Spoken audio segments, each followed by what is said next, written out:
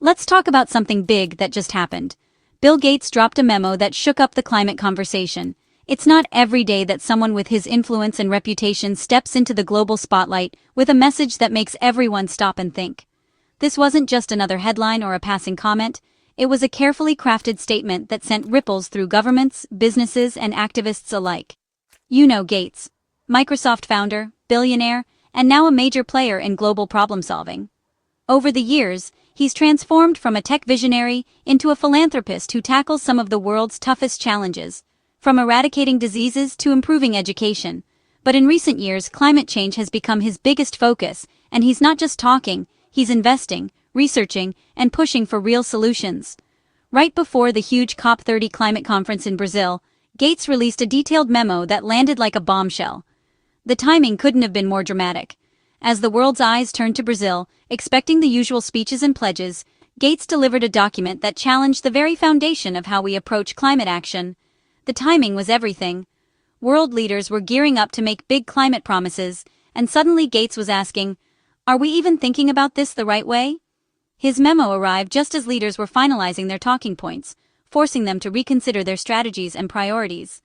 It was a bold move that put everyone on notice. This wasn't a random thought. Gates has poured billions into clean energy and written books on climate. He's visited countless research labs, met with scientists, and even started companies focused on breakthrough technologies. His commitment goes far beyond words. He's put his money, time, and reputation on the line to drive real change.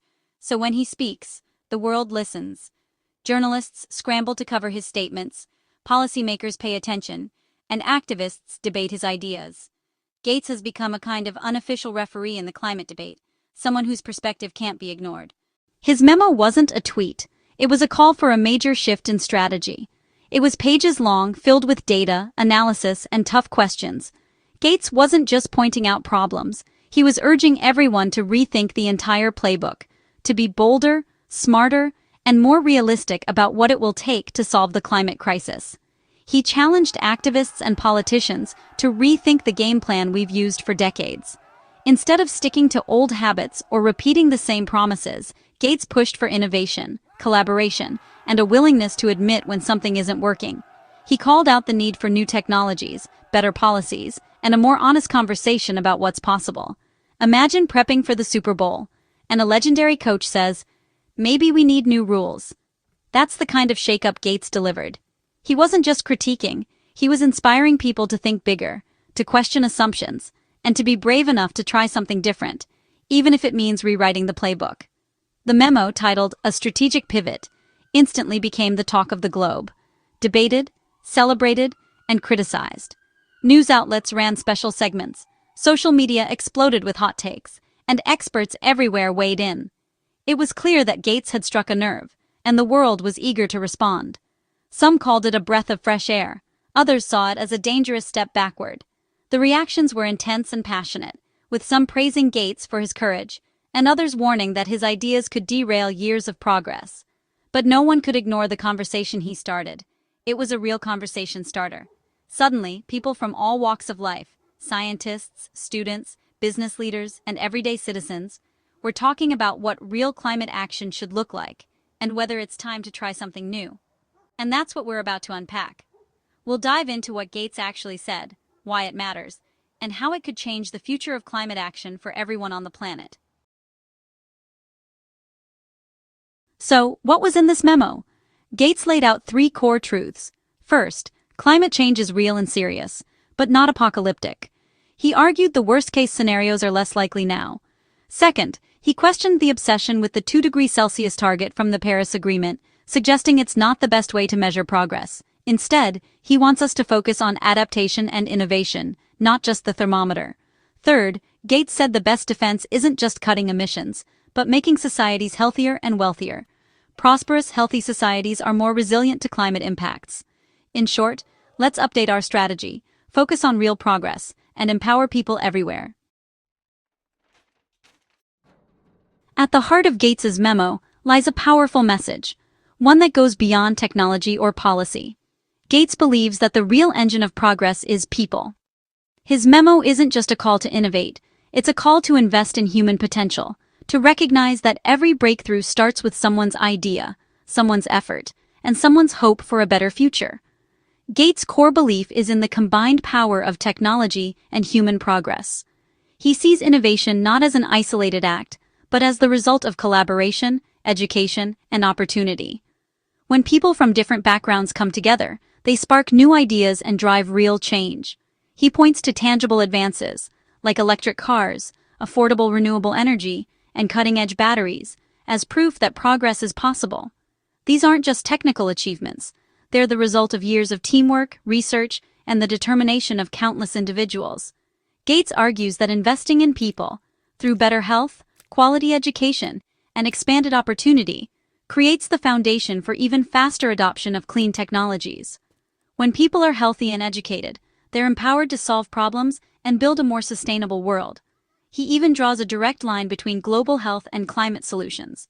For Gates, a child who receives a vaccine today could grow up to invent the next big breakthrough in clean energy or environmental protection. Health and innovation are deeply connected. This perspective flips the usual climate script.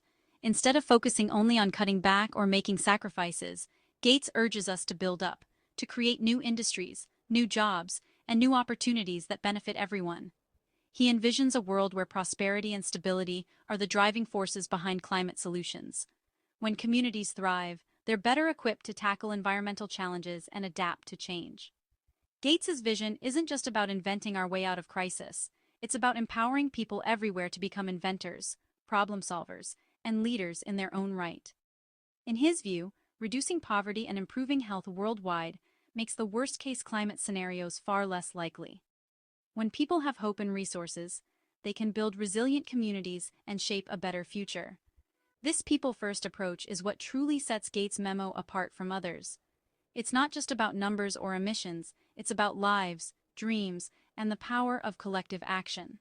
Gates offers a vision of abundance, a world where investing in people leads to innovation, prosperity, and a sustainable future for all. The memo exploded online. Everyone had an opinion. Media scrambled to interpret Gates. Was he giving up or offering a new path? On social media, nuance vanished. Climate skeptics claimed victory, twisting Gates' words. Even Donald Trump jumped in, falsely declaring Gates had admitted defeat on climate.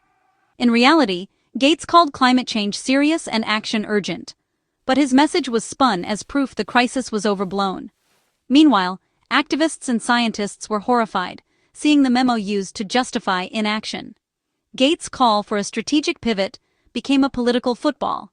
What he meant as thoughtful debate became a messy, global shouting match. The memo's nuance was lost in the noise. Why were climate skeptics so thrilled? Gates said climate change isn't apocalyptic, music to their ears. They saw it as validation, a challenge to the urgency activists have built for years. His critique of the 2-degree target reinforced their argument that climate goals are unrealistic and hurt the economy. Gates's focus on adaptation and prosperity fit their narrative. Humanity adapts, and economic growth is the answer. They spun his memo as proof their worldview was right all along. For them, it wasn't a smarter strategy. It was a concession. On the flip side, scientists and activists were frustrated, even angry. They fought for decades to make the world see the urgency, and now feared Gates's words would breed complacency. Downplaying worst-case scenarios, they argue, lowers ambition when we need it most. The 2-degree target, while imperfect, is a vital rallying point. Abandoning it, they say, risks confusion and weaker commitments. Many are skeptical of Gates's techno-optimism. Innovation is crucial, but we need deep emissions cuts now. Betting on future breakthroughs, they warn, is a dangerous gamble. For them, the memo risks undermining hard-won progress. At the core is a big question. Can technology alone solve climate change? Gates is a techno-optimist. He believes human ingenuity is our superpower. He sees a future of prosperity powered by clean tech, not sacrifice. This vision is appealing. Growth and a stable climate. No painful trade-offs. But critics warn it's risky to rely on future inventions. What if they don't arrive in time, or aren't affordable worldwide? They argue we need urgent policy changes, not just innovation. Technology is part of the solution, but not the whole answer. Real change means shifting behavior, regulating industries, and tackling inequality. Techno-optimism, they say, can be an excuse to avoid tough choices. The debate: invent our way out or transform society now? Why did Gates's memo hit so hard right now? What makes this message so urgent?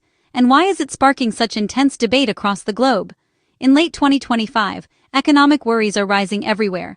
People are feeling the pinch, grocery bills are up, energy costs are unpredictable, and families are forced to make tough choices.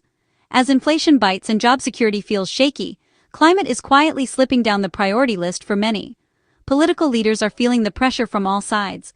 On one hand, they know climate action is urgent. On the other, climate policies can mean higher costs for voters already struggling to make ends meet. Public support for ambitious climate action is more fragile than ever, and politicians are wary of backlash. Meanwhile, wealthy nations are quietly cutting back on climate aid, breaking promises to help poorer countries adapt and transition. This leaves vulnerable communities at even greater risk, deepening global divides and fueling resentment. Gates' memo landed in this tense, uncertain moment, when every word from a global leader can tip the scales. Some see it as a smart, pragmatic message for tough times. Gates argues that focusing on prosperity and innovation, rather than sacrifice, is the way forward. For business leaders and technologists, this is a call to double down on solutions that can work in the real world. But others worry the memo gives politicians cover to back away from hard-won climate commitments. Activists fear it could be used as an excuse to delay action, just when the world needs to accelerate. The timing, they argue, could stall progress at a critical juncture. With momentum already fading, even a small shift in tone could slow down the transition to clean energy and climate resilience. In a world that feels more divided and anxious than ever, even a single memo can ripple out, shaping public opinion and political will in ways that are hard to predict. That's why this memo matters, not just for policymakers, but for all of us, right now. So, was Gates' memo a breakthrough or a blunder? It depends who you ask. The debate reveals deep divides, not just about science, but about strategy and hope. Some see realism and optimism, others see a dangerous distraction. The stakes are high. The choices we make now shape the world for generations. Gates' memo forces us to ask, urgent danger or hopeful innovation? Can we do both? There are no easy answers. But one thing's clear. The memo made everyone stop and think. And maybe, in a crisis this big, that's exactly what we need.